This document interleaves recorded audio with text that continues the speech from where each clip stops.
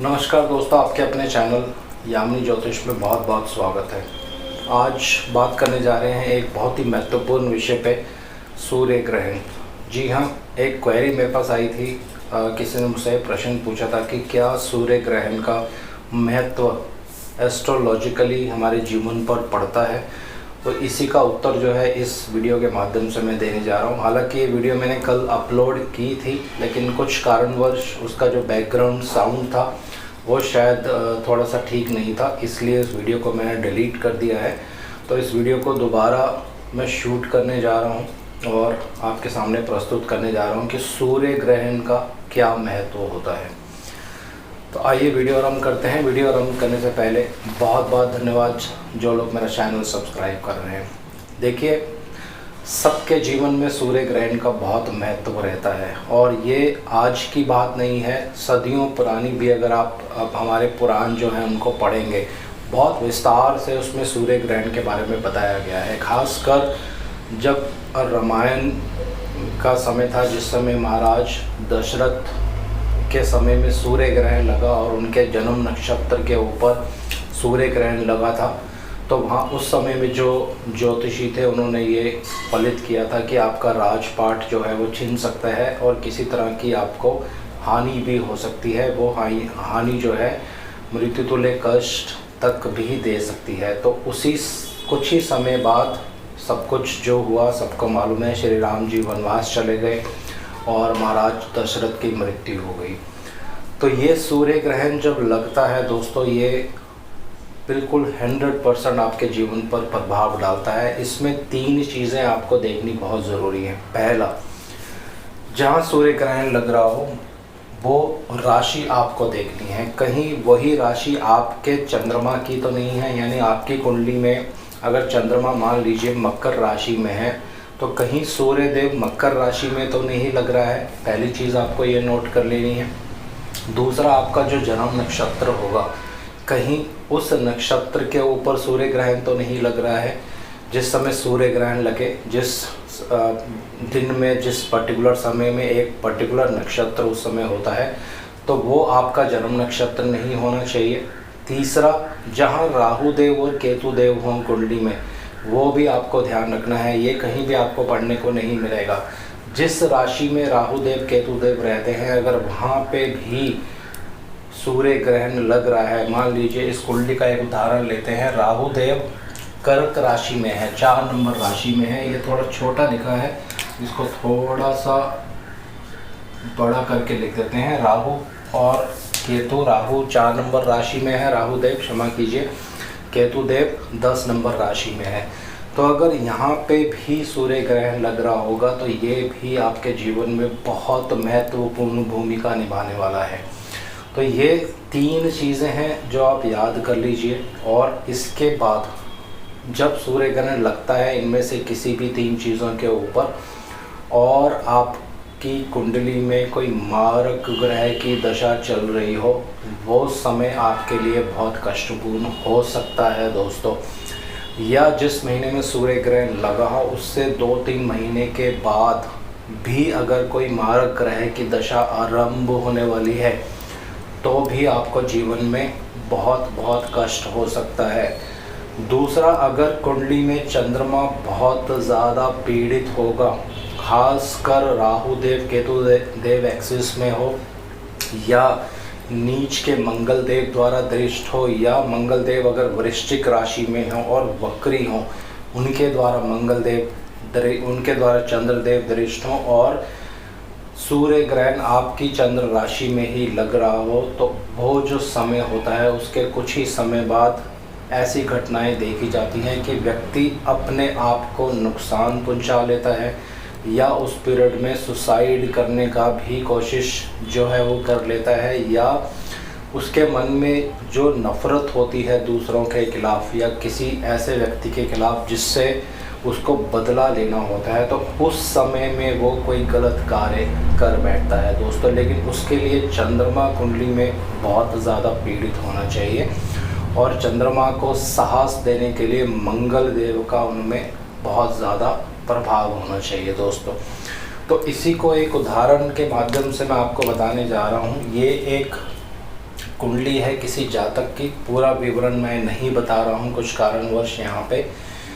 ये जब स्कूल में पढ़ते थे तो द्वेष के कारण, नफरत के कारण इन्होंने 13 बच्चों को गोलियां मार दी और उनकी हत्या कर दी, और 2 शिक्षकों की भी हत्या कर दी, और लास्ट में अपने आप को भी गोली मारकर अपनी भी हत्या कर दी दोस्तों। अब थोड़ा सा कुंडली का पहले विवरण करके देखते हैं, कुंडली किस तरह से किस तरफ जा रही है, क्या क्या चीज़ें उसमें महत्वपूर्ण हैं।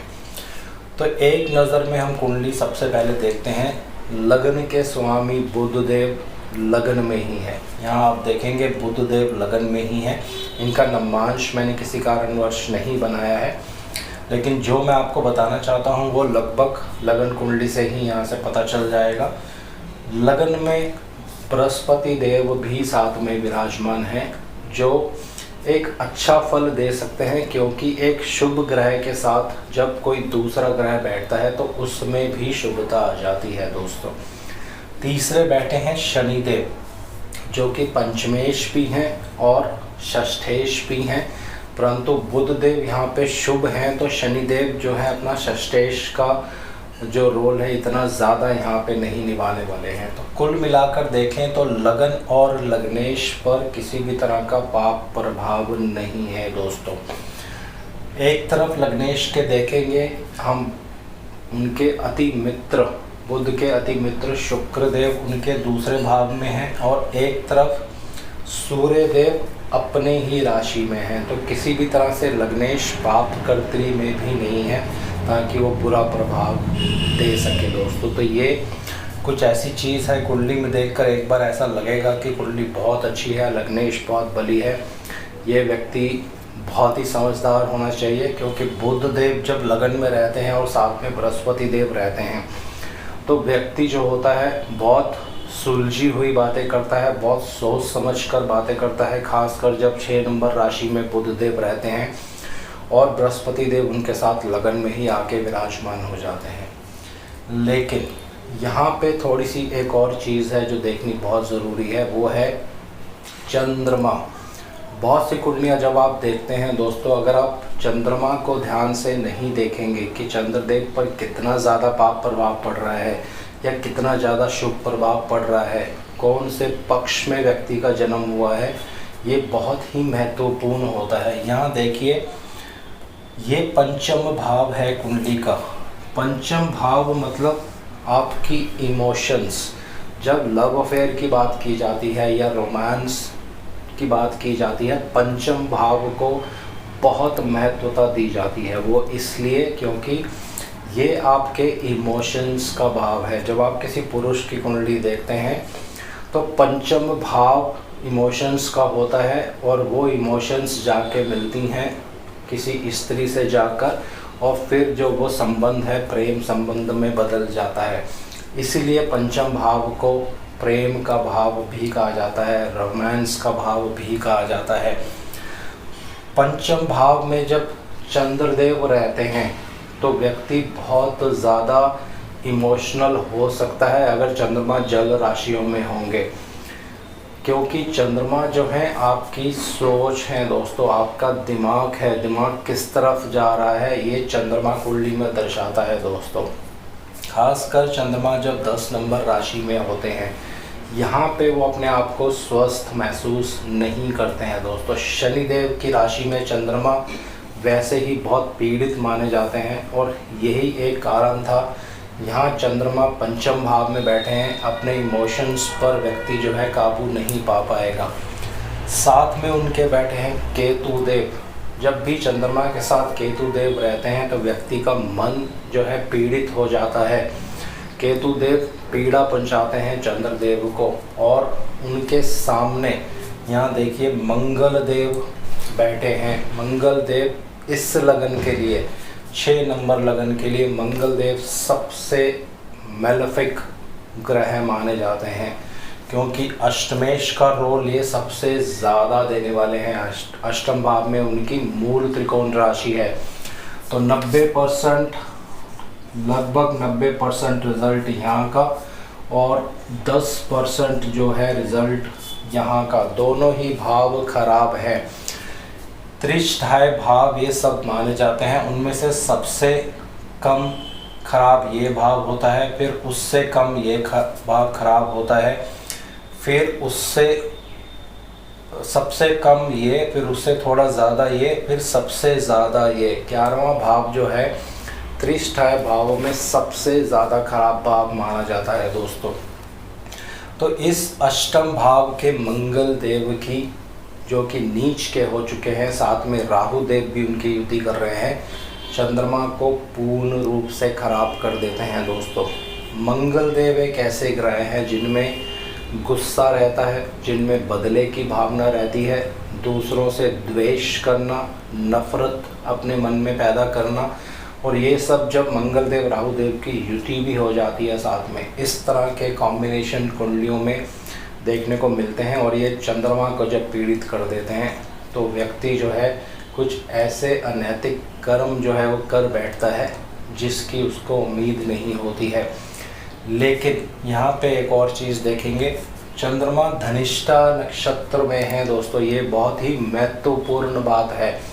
नक्षत्रों के ऊपर अभी मैंने थोड़े दिन पहले एक वीडियो बनाई थी, आपको एक विधि बताई थी। जो प्लैनेट जिसके नक्षत्र में रहता है उसके स्वामी का उस पर पूर्ण रूप से प्रभाव रहता है। तो यहाँ चंद्रमा मंगल के ही नक्षत्र में, मंगल पहले से ही नीच के हैं, कुंडली में अष्टमेश हैं, और चंद्रमा पर दृष्टि डालने का मतलब है मन बुरी तरह से पीड़ित हो चुका है दोस्तों। जो मंगल देव हैं ये साहस देते हैं, लेकिन अगर ये अच्छी राशियों में होंगे तो ये अच्छे कर्म भी आपसे करवा सकते हैं। लेकिन जब ये पीड़ित हो जाते हैं, स्वयं ही नीच के हो गए, राहु केतु एक्सिस में भी आ गए, तो खुद ही ये पीड़ित हैं, तो ये जो साहस दे रहे हैं चंद्रमा को, ये जो पावर दे रहे हैं चंद्रमा को, ये नेगेटिव वे में जाने वाली है दोस्तों। लेकिन अच्छे योग भी कुंडली में बन रहे हैं, तो कोई भी अच्छे योग जब कुंडली में बनते हैं, चाहे वो पंच महापुरुष योग हो, लक्ष्मी योग हो, किसी तरह का भी शश योग हो, कोई भी और गज केसरी योग हो, जब तक आपको दशाएं ठीक नहीं मिलेंगी तब तक उन योगों का फल आपको मिलने वाला नहीं है दोस्तों। ये जो लोग ज्योतिष के विद्यार्थी हैं ये अपनी बुक्स में नोट कर सकते हैं। अच्छी दशा का मिलना जीवन में बहुत ज़रूरी होता है दोस्तों। जितने मर्जी राजयोग आपकी कुंडली में हैं, लेकिन समय जब तक ठीक नहीं होगा उन राजयोगों का फल आप नहीं भोग पाएंगे। तो यहाँ देखिए, ये सब देखने के बाद जो महत्वपूर्ण चीज़ होती है वो क्या देखनी होती है, जन्म समय में आपको किसकी दशा मिली है दोस्तों। ये सबसे महत्वपूर्ण चीज़ है। जब भी आप किसी की कुंडली देखते हैं, जो दशा जन्म समय में आपको मिलती है उस ग्रह का जीवन भर आपके ऊपर प्रभाव रहता है। इस पे पहले भी एक मेरी वीडियो है, आप देख सकते हैं YouTube पर जाकर। तो यहाँ देखिए, पहली जो दशा है जीवन में, पहली दशा ही मंगल देव की मिल गई है दोस्तों, जो पहले से ही अष्टमेश हैं कुंडली में। अष्टमेश मतलब सीक्रेट, रहस्यमय भाव, कुछ मन में रहस्यमय चल रहा है जो उनके माता पिता को पता नहीं चल पाया। वो पता क्यों नहीं चल पाया? क्योंकि लग्नेश बहुत ज़्यादा बली हैं, ये किसी भी चीज़ को डिस्क्लोज़ नहीं करने देता है। तो पहली दशा मंगल की, और चंद्रमा पर मंगल देव का जो प्रभाव पड़ रहा था, मन में नफरत बचपन से ही है, मन में बदले लेने की भावना बचपन से ही है, दूसरों को देखकर जलन होना, ये बचपन से ही इस बच्चे में जो है पैदा होते ही जैसे जैसे ये होश संभालता है ये चीज़ उसमें बढ़ती जाती है। और जैसे ही मंगल देव की दशा ख़त्म होती है और जब ये एक ऐसी आयु में आते हैं जहाँ से बच्चा सीखना शुरू करता है, जीवन में स्कूल जाता है, राहु देव की दशा प्रारंभ हो जाती है दोस्तों। मंगल देव के बाद दशा आती है राहु देव की। ये राहु देव पहले ही कुंडली में मंगल देव जो कि नीच के ग्रह हैं और अष्टमेश हैं उनके साथ युति कर रहे हैं दोस्तों। तो ये राहु देव भी यहाँ अच्छा परिणाम देने वाले नहीं हैं। इसी समय में क्या होता है, सूर्य ग्रहण लग जाता है। ये लगभग 1999 की बात है जब सूर्य ग्रहण लगा। तो सूर्य ग्रहण इनके चंद्र राशि में लगा और वहीं पे केतु देव राहु देव एक्सिस भी था। तो उसका प्रभाव क्या हुआ, दशा खराब चल रही थी, चंद्रमा ऑलरेडी कुंडली में बहुत ज़्यादा पीड़ित थे, नफ़रत मन में बहुत ज़्यादा भरी हुई थी और सूर्य ग्रहण ने अपना काम किया। वो जो नफ़रत है वो बाहर निकल के आती है। व्यक्ति पिस्तौल लेकर, मंगल को अस्त्र शस्त्र कहा जाता है दोस्तों, और केतु को भी अस्त्र शस्त्र का कारक माना जाता है। तो अस्त्र शस्त्र से दूसरे बच्चों का बेरहमी से कत्ल करना, उनका मर्डर करना, क्योंकि चंद्रमा यहाँ बहुत ज़्यादा पीड़ित हो चुके हैं दोस्तों। इमोशन, जो पंचम भाव है वो आपके इमोशन है, इमोशंस पर काबू नहीं पा पाए ये जो जातक थे, और उसका परिणाम जो है आप सबके सामने यहाँ देखने को मिला दोस्तों। तो इसी तरह से सूर्य ग्रहण जब भी लगता है वो 3 चीज़ें मैं फिर से बता रहा हूँ, ये बहुत महत्वपूर्ण है। ये ज्योतिष की बहुत एक अच्छा ज्ञान है दोस्तों। अगर आप अच्छे इंस्टीट्यूट्स में कोर्स वगैरह सीखते हैं, वहाँ पे शायद ये चीज़ें बताई जाती हैं आजकल। सूर्य ग्रहण का बहुत महत्व रहता है 3 चीज़ों पर। पहला, आपकी जन्म राशि, दूसरा आपका जन्म नक्षत्र, तीसरा जहाँ राहु केतु जिस राशि में हो उस राशि में भी अगर सूर्य ग्रहण लगता है तो ये आपको हानि दे सकता है, आपको नुकसान दे सकता है। लेकिन नुकसान कब देगा, ये बात आपको हमेशा याद रखनी है। नुकसान वो तब देगा जब आपकी दशा जो है बहुत ज़्यादा ख़राब चल रही होगी, या चंद्रमा जो है बहुत ज़्यादा पीड़ित होगा। तो ये चीज़ आपको हमेशा ध्यान रखनी है जब भी किसी के बारे में आप फलित करते हैं। और सूर्य ग्रहण अभी बीत कर ही गया है, मार्ग ग्रह की दशा चल रही है, तो उनको आयु की हानि भी कभी कभी देखी जाती है दोस्तों।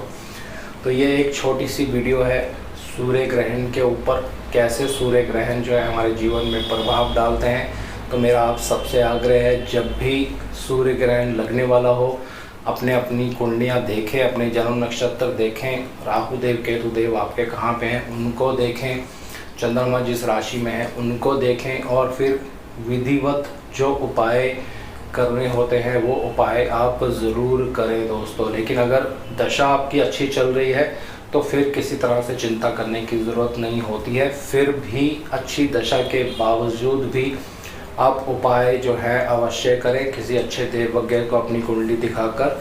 जो एक सरल उपाय होते हैं उनको ज़रूर करना चाहिए दोस्तों। तो आज इस वीडियो को यहीं विराम दे रहा हूँ।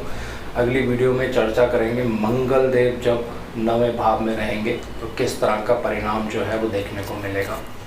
जय शनिदेव।